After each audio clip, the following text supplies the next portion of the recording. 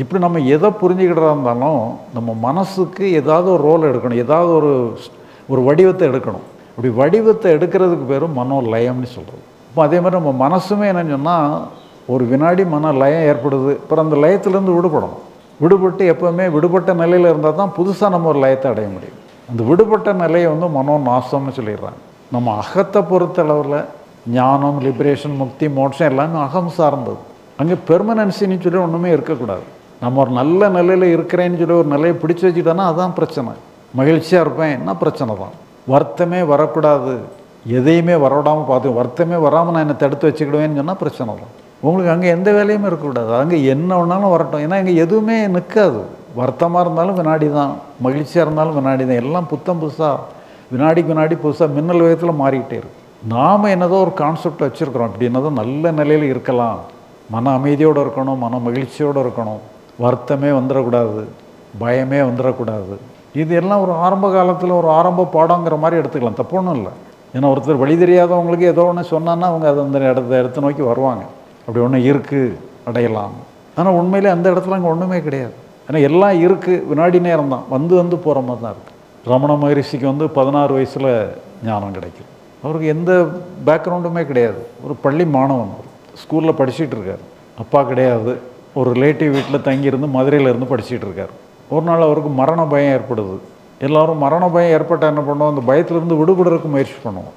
ஆனால் அவருக்கு ஏதோ அந்த நேரத்தில் என்னென்னு சொன்னால், இந்த மரணம் வந்தால் வந்துட்டு போட்டோம்னு சொல்லி அதை மனப்பூர்வமாக ஏற்றுக்கிற மாதிரி ஒரு தரையில் படுத்துடுறாரு. ஏன்னா அவருடைய சூழ்நிலை எப்படி இருந்துன்னு நமக்கு தெரியாது. அவர் பெருந்தன்மையாக சூழ்நிலையை பற்றி ஒன்றுமே சொல்லலை.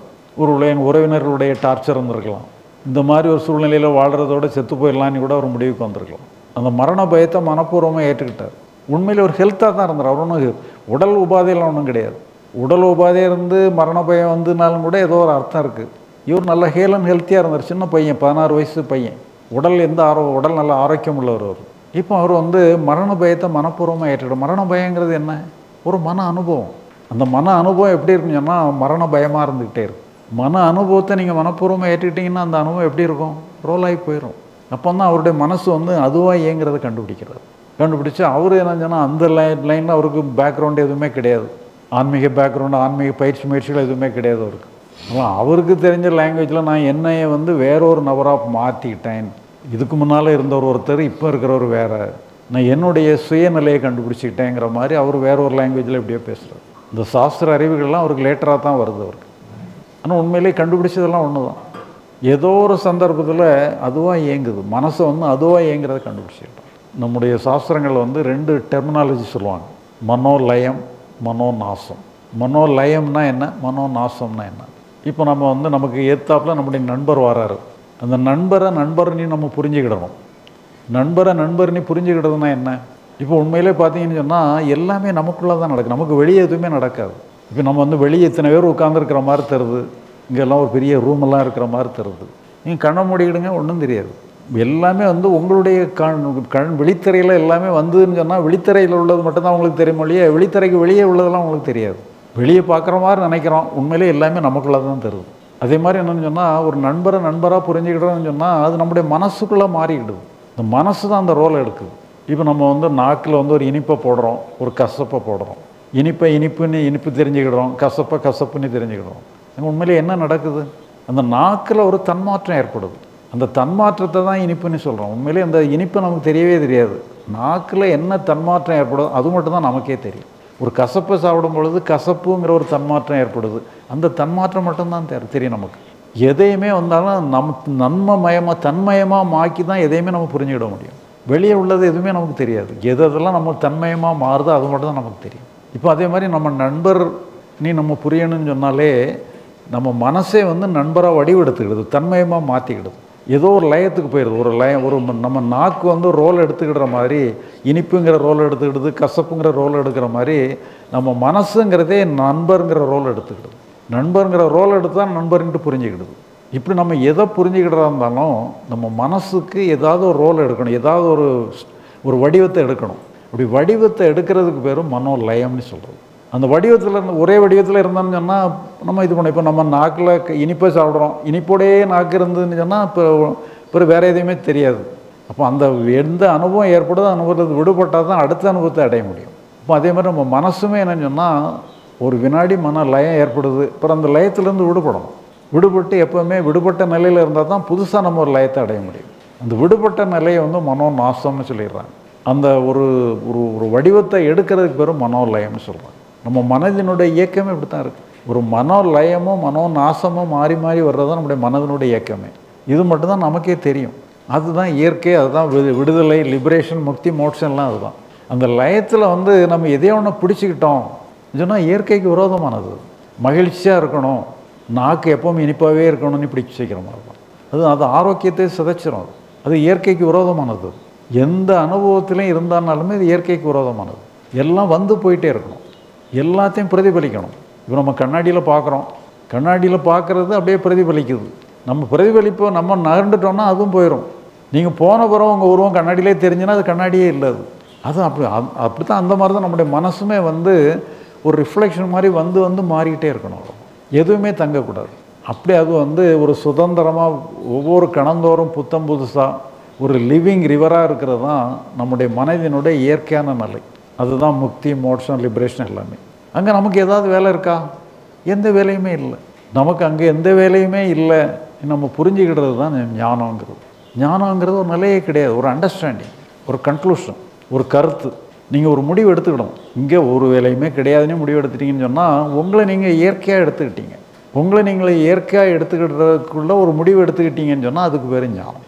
இல்லை நான் ஒரு நல்ல நிலையில் என்னை மெயின்டைன் பண்ணிகிட்டே இருப்பேன்னு சொன்னால் அது இந்த தியானங்கள், யோகா அதுகளெல்லாம் வந்து ஒரு நிலையை மெயின்டைன் பண்ணுற வேலை. அது பண்ணலாம், அது வேறு. ஞானத்துக்கும் அதுக்கும் சம்மந்தமே கிடையாது. ஞானத்துக்கும் லிபரேஷனுக்கும் தியானங்களுக்கும் அதுக்கும் சம்மந்தமே கிடையாது. இது வேறு, அது வேறு.